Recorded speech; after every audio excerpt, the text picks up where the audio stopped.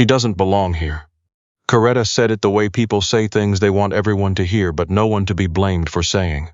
Loud enough for the nearest cluster of guests, quiet enough to keep her smile intact. The women beside her laughed right on cue, champagne glasses tilted, diamonds catching the gallery light. Senna Bard was standing 6 feet away. She heard every word. She was holding Coretta's wrap, a pale silk thing worth more than Senna's monthly rent, and had been instructed to keep it off the floor and stay within reach, but not close enough to suggest she was a guest. The Whitmore Gallery's autumn auction was Detroit's most exclusive evening of the year. Collectors arrived in dark sedans. City officials stood near the sculpture wing, pretending to understand modern art. Waitstaff moved soundlessly through the crowd, carrying trays of things Senna wasn't supposed to touch. She'd been to this gallery before. Her father used to bring her here on Sunday mornings, when the rooms were empty and the light through the tall windows turned everything gold. Edmund Bard had restored 3 of the paintings currently hanging on these walls. There was a small plaque beside the one near the entrance. His name was on it. Coretta knew that she'd chosen this gallery on purpose. The evening had started the way most evenings started, when Senna agreed to accompany her stepsister to anything. Mirelle had appeared in the doorway of Senna's room at the back of the house, the one that used to be the study before Mirelle had relocated her there 6 weeks after Edmund died, and dropped an envelope on the desk. Inside was a printed itinerary. Coretta's name was at the top. Senna's was not listed anywhere. "You'll attend with her," Mirelle said. "She'll need someone to manage the logistics." Senna had looked at the itinerary. "She has an assistant. Her assistant is handling the purchase coordination. You'll handle Coretta." Senna knew what that meant. She'd been managing Coretta at social events since she was 19, carrying programs, tracking coats, intercepting people her stepsister didn't want to speak to. It was efficient and invisible, the way Mirelle preferred Senna to be at anything that mattered. She almost refused. The refusal was right there in her chest, ready to go. Then Mirelle said, "Unless you'd prefer to discuss the studio lease this week instead of next." The studio. Edmund Bard's restoration workshop had operated on a month-to-month lease for 30 years before he died. After his death, the lease transferred to the estate. Mirelle managed the estate. She'd raised the rent 3 times in 14 months and mentioned renegotiation often enough that Senna understood the threat clearly, even when it wasn't spoken directly. So Senna went. She wore a black dress that was appropriate without being memorable, arrived at the gallery holding a small bag, and spent the first 40 minutes holding Coretta's wrap near the wall, while her stepsister worked the room. Coretta had heard that someone important would be there. Kaspar Drent, specifically. The name had come up twice at dinner the previous week, both times with the particular quality Coretta reserved for men she considered worth pursuing. 39 years old, unmarried, the kind of wealth that didn't need to announce itself. He'd acquired 3 waterfront properties in the past year and was rumored to control enough of Detroit's private development sector that city permits moved faster when he approved them. Senna didn't care about any of that. She cared about the painting in the East Wing, a 19th-century landscape her father had spent 4 months restoring before he got sick. She hadn't seen it since it went back to the gallery. She was trying to find an excuse to walk over to it. That was when Coretta said the thing about not belonging. Senna didn't turn. She shifted the wrap in her hands and kept her eyes on the far wall. "I mean it as a kindness," Coretta continued, still smiling at her friends. "She's only here because I let her come, you understand." One of the women laughed. Another glanced briefly at Senna with an expression that wasn't cruelty, just indifference, which was somehow worse. Coretta turned then. She looked at Senna directly, for the first time since they'd arrived. Something in her expression changed the way it always did when she'd had a drink and an audience, and no particular reason to be careful. "You're holding the wrap wrong," she said. "You'll wrinkle it." Senna adjusted her grip. "Better?" Coretta stepped closer. The women behind her were still watching. "Do you know what the difference is between us, Senna?" Senna kept her voice even. "Please don't." "I'll tell you anyway." Coretta tilted her head the way she did when she was about to say something she'd rehearsed. "I belong everywhere I choose to be. You belong where people allow you." The room didn't stop. No one reacted dramatically. A few heads turned and then turned back. The string quartet near the staircase kept playing. But the words landed in the particular way cruelty lands when it's aimed at a place that's already been hurt before. Senna looked past Coretta. She focused on the landscape painting across the room, her father's work, the particular blue he'd used to restore the sky in the upper left corner. She could identify his technique from 30 feet away. She was still looking at it when the atmosphere in the gallery shifted. It wasn't loud. It was the opposite of loud. Conversations tapered. People moved without meaning to, the way a crowd adjusts when someone enters a room who doesn't need to announce himself. Kaspar Drent had been standing near the auction catalog table for most of the evening. Senna had noticed him earlier without intending to. He was tall, dark-haired, and stood with the kind of stillness that made everyone around him seem restless by comparison. He hadn't smiled once. He'd listened to 4 different people talk and said almost nothing in return. Now he was walking toward her side of the room. Coretta saw it. Her whole posture changed. She smoothed the front of her dress and turned slightly to improve her angle. Kaspar walked past her. He stopped in front of Senna. For a moment, neither of them said anything. He was closer than she expected. His eyes were dark, and they were looking at her with a kind of focus that felt less like attention and more like recognition. "The Pemberton landscape," he said. "Your father restored it." Senna blinked. "You know his work?"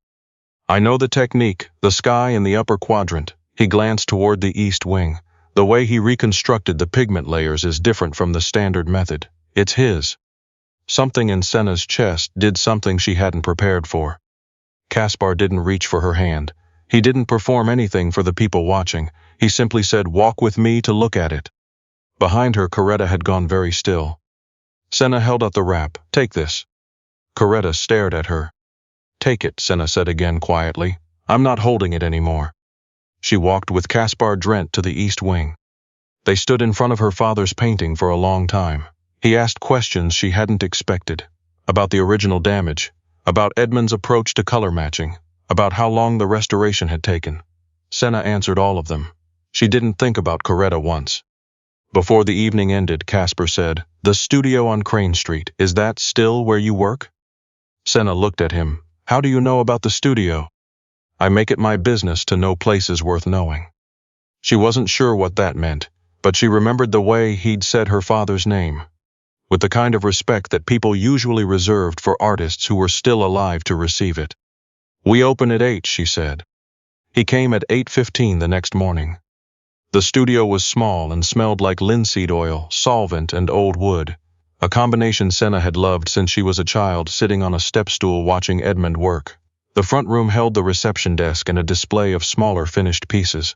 The back room was the workshop, floor-to-ceiling shelving, stacked with reference materials, brushes organized by size, a long wooden table scarred from decades of use. Her colleague Fern was already at the desk when Kaspar arrived. She looked at him, then looked at Senna, and said nothing. Fern was good at saying nothing when it mattered.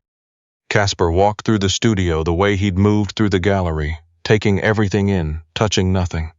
He stopped in front of a partially restored oil painting propped on the center easel. 18th century Dutch, he said. Early 19th, Senna corrected. Common mistake, the palette looks older than it is. He looked at her. "Show me." She showed him. She hadn't planned to spend 40 minutes explaining color, layering to a man she'd met once. But he asked the right questions and didn't interrupt. And by the time she realized how long they'd been talking, Fern had made coffee and left 2 cups on the corner table without either of them noticing. Kaspar sat down the lease. Senna stiffened. "I heard Morel increased it again last month." "That's private." "I'm telling you I know, not asking you to confirm it." He held the coffee cup without drinking from it. "Your father left you this studio directly, not through the shared estate structure, directly." The room was very quiet. "The trust review hasn't happened," Senna said carefully. "It hasn't happened because the attorney Morel hired has filed for a delay 3 times. I have the filings." Senna sat down across from him. "Why are you telling me this?" "Because you should know." "And what do you want in return?" He looked at her steadily. "Nothing you haven't already decided to give." She studied him for a long moment. He didn't look away. "One question," she said, honestly. "Go ahead." "The night of the gallery, you came straight to me, not Coretta, not anyone else. Why?" Kaspar considered it. Everyone in that room was competing for something. Status, attention, a deal, a photograph. You were the only person looking at the painting. "That's all?" "I also heard what your stepsister said to you." His voice didn't change, but something did. Something behind his eyes. And you didn't flinch. You adjusted your grip on her wrap and looked at your father's work. Senna looked down at the table. That told me more about you than anything else in the room that night, he said. 3 weeks passed. Kaspar came to the studio twice more. He sent a consultant, someone he described simply as a colleague, though the man wore a watch that cost more than the studio's entire equipment, to review the estate documents and identify which delays were procedural and which were deliberate. The answer came back in writing. All 3 delays were deliberate. Senna read the report sitting on the workshop floor after Fern had gone home. Outside, October rain moved across the city in slow gray sheets. She'd known abstractly that something was wrong with the trust timeline.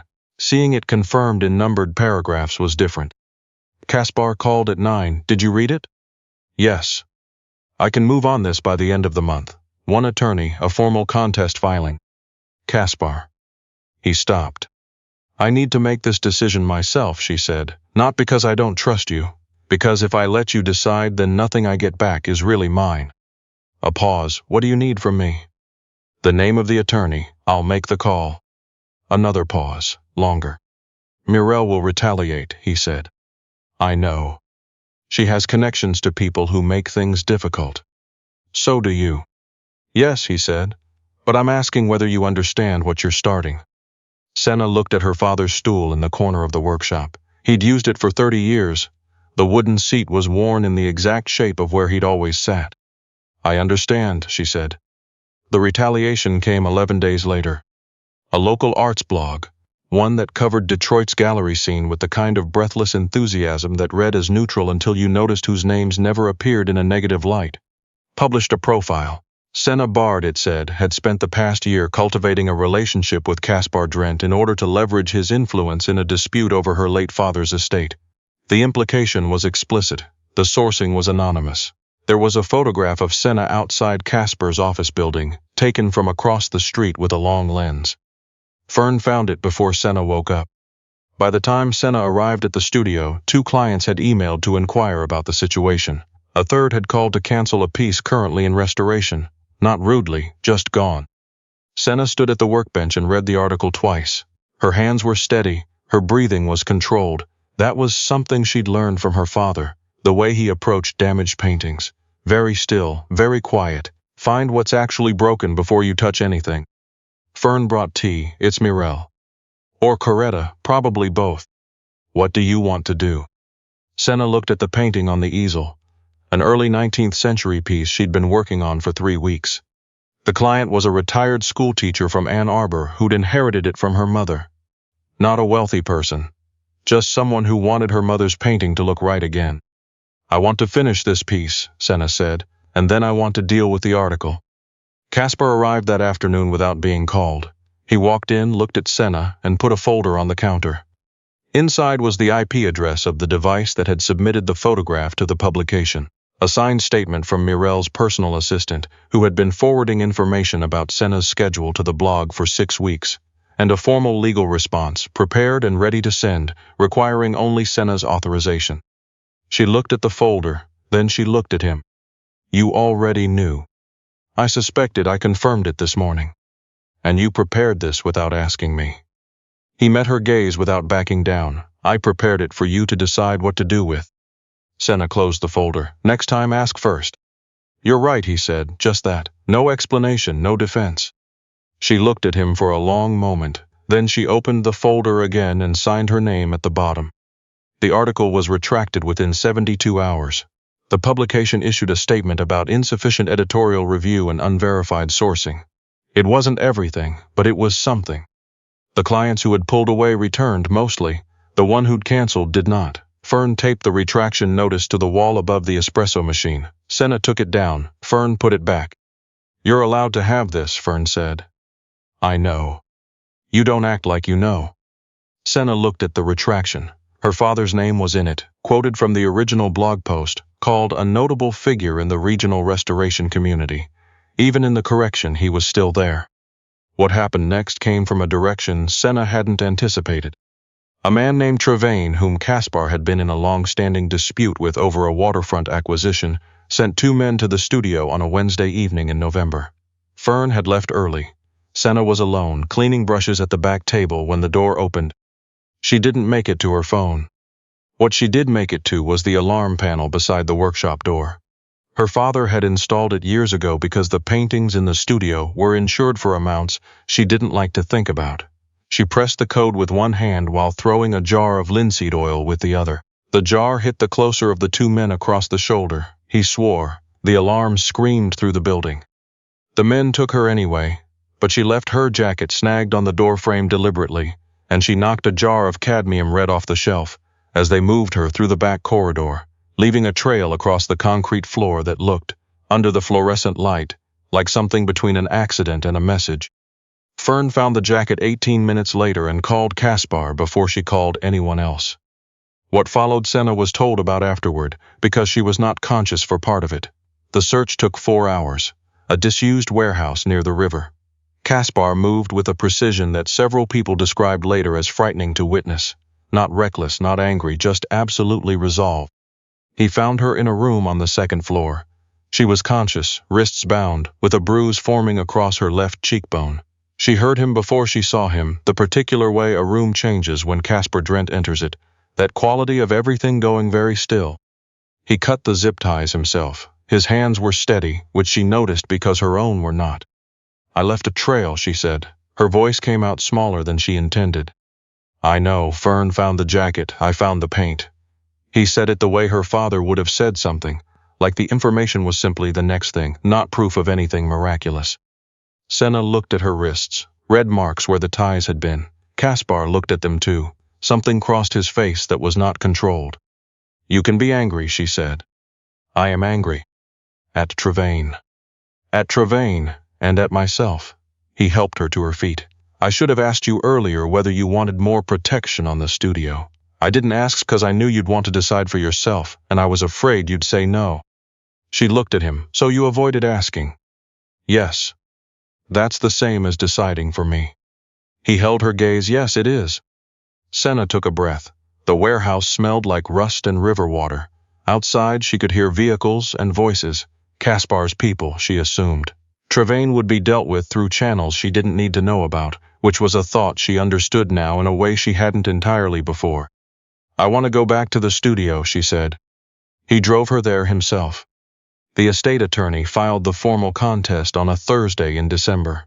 Mirel's strategy had relied on the assumption that Senna wouldn't push, that the cost of fighting would outweigh the benefit, that eventually she would accept whatever arrangement made things easier for everyone. She had miscalculated on all 3 counts. The discovery process uncovered a fee arrangement between Mirel and the estate's appointed attorney. Behind the fees was a document. Edmund Bard's final revision to the trust, prepared 7 months before his death, which transferred sole stewardship of the studio and its associated properties directly to Senna, entirely outside the shared estate management structure. Mirel had known about it. She had ensured it was never registered. Senna heard this on a Tuesday morning, standing in the kitchen of her rented apartment, holding a mug of coffee she forgot to drink. Fern was sitting at the table. Kaspar was standing near the window. She set the mug down very carefully. The studio had always been hers. Her father had made sure of it. He'd done it quietly, the way he did most things, and someone had taken that quiet act and buried it. "I want to see the document," she said. The attorney brought it that afternoon. Edmund's signature was at the bottom of each page. His handwriting, precise, slightly left-leaning, the way it always was when he was writing something he considered important. Senna read every page, then she sat for a while without reading anything. Kaspar was across the room. He didn't come closer until she looked up. "He knew," she said. "He knew something was wrong. He tried to make it right before he ran out of time." Senna pressed the edge of the document with her thumb. "I thought he chose Mirel over me. After he died, I thought he must have trusted her more." Kaspar said nothing. He waited. "He chose me," she said, quietly, to herself mostly. Then again, with more weight, "He chose me." What happened to Mirel was documented and deliberate.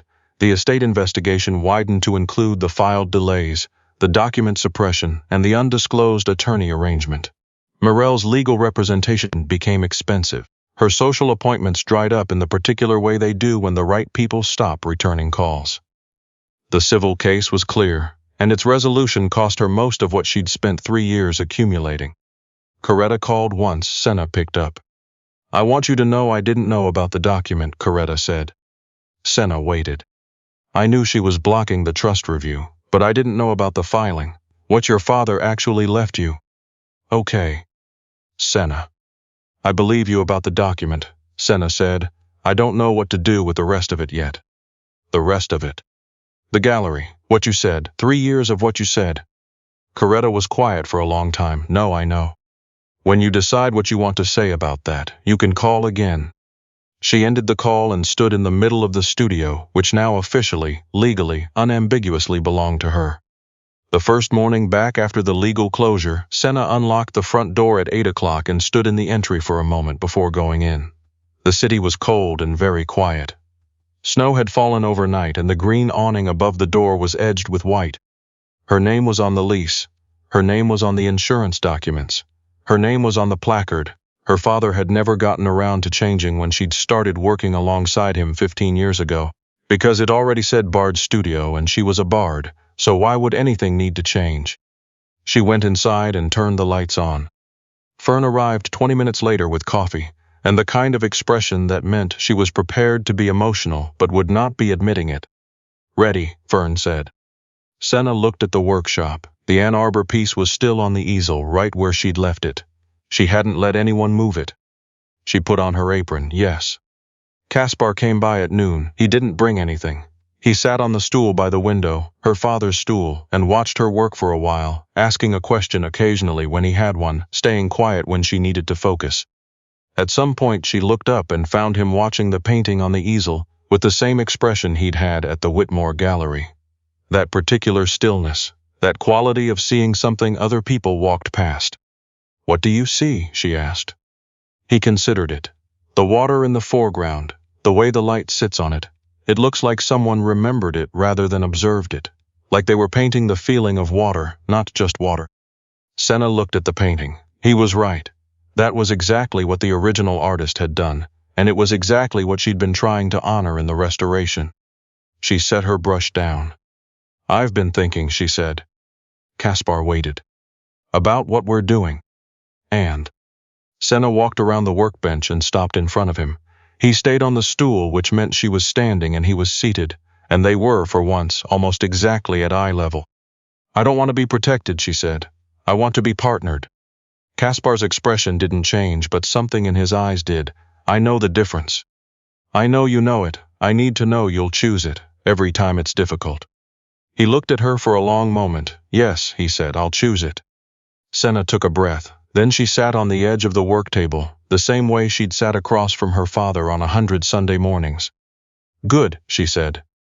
Fern appeared in the doorway from the front room, looked at both of them, said nothing, and went back to the desk. Outside, Detroit moved on its ordinary way, trucks on the side street, a dog being walked past the window, the particular sound of a city that doesn't stop for anyone, not for grief, not for injustice, not for the moment a person finally stops waiting for permission to stand in a space that was always theirs. Months later, when the second location was signed and the children's reading corner was built out and the free legal clinic held its first session, in the back room a woman arrived carrying a folder of financial records and a fear Senna recognized immediately because she had lived inside it for 3 years. Senna led her to the table at the back of the room and sat across from her. Where do I start? The woman asked. Senna folded her hands on the table. You start by telling the truth, she said. That's always the first thing. The woman looked at her. Something in her expression shifted. Not relief, not yet, but the particular steadiness that comes when a person realizes someone in front of them has been where they're standing. Senna had been where she was standing. She hadn't always known how to stand there. She'd learned it slowly, in a studio that smelled like linseed oil and old wood, in the space her father had built with his own hands and tried to give her before he ran out of time. She'd learned it in a gallery doorway, holding someone else's silk wrap, staring at a painting she recognized, waiting for a room full of people to tell her she didn't belong. No one had to tell her where she belonged anymore. She knew.